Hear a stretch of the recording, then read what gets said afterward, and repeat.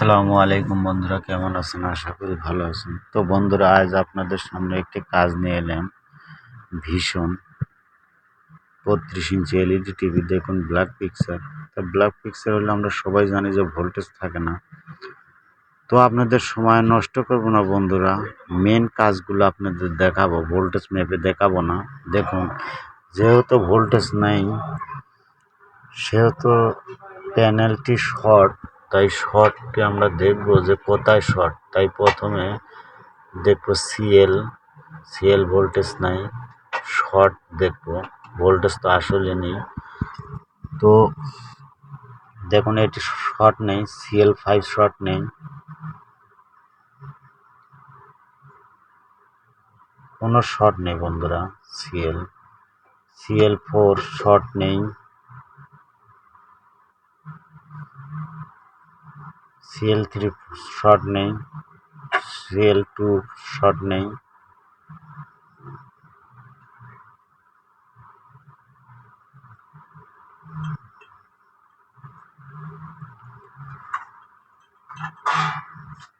CL short নেই বন্ধুরা।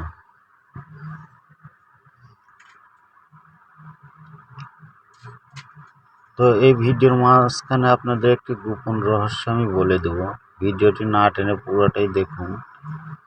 আমি আগে শর্টগুলো দেখি, তারপরে বলছি আপনাদের। CL1 নেই, STB নেই,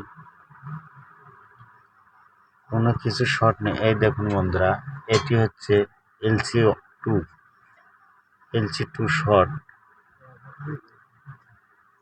দেখুন 1.194, এটি শর্ট। LC2 দেখুন 285।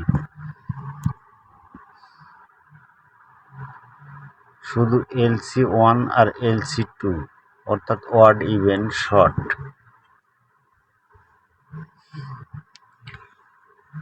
তো বন্ধুরা, এখান থেকে আমি দেখব যে এই ওয়ার্ড ইভেন প্যানেলের কোন পিনে গেছে কপের।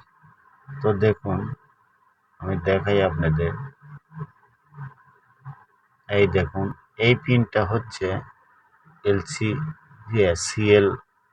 LC2।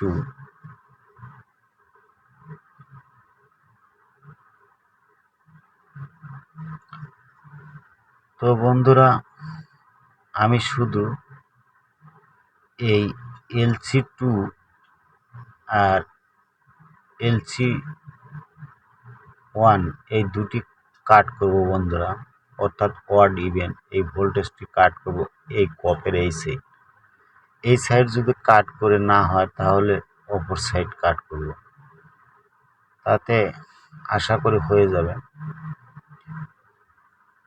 এটি আসলে মূল রহস্য বন্ধুরা। যখন আপনাদের প্যানেলে ওয়ার্ড ইভেন ভোল্টেজ থাকবে তখন CKB কোনোটা কাটবেন না কেটে ওয়াট ইভেন, শুধু ওয়াট আর ইভেনই শর্ট হয় VGL এর সঙ্গে। তো আপনারা চেষ্টা করবেন শুধু ওয়াট আর ইভেন কাটার জন্য, অন্য কোনোটা কাটবেন না।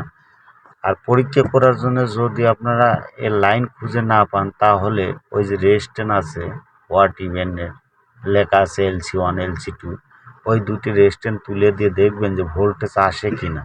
যদি প্যানেলে ভোল্টেজ আসে তাহলে বোঝা গেল যে আপনার ওয়াট ইভেনই শর্ট। তো বন্ধুরা, আমার কাটা হয়ে গেছে, আমি এলইডিটা চালু করে নিয়ে দেখব যে আমার ঠিক হয়েছে কিনা।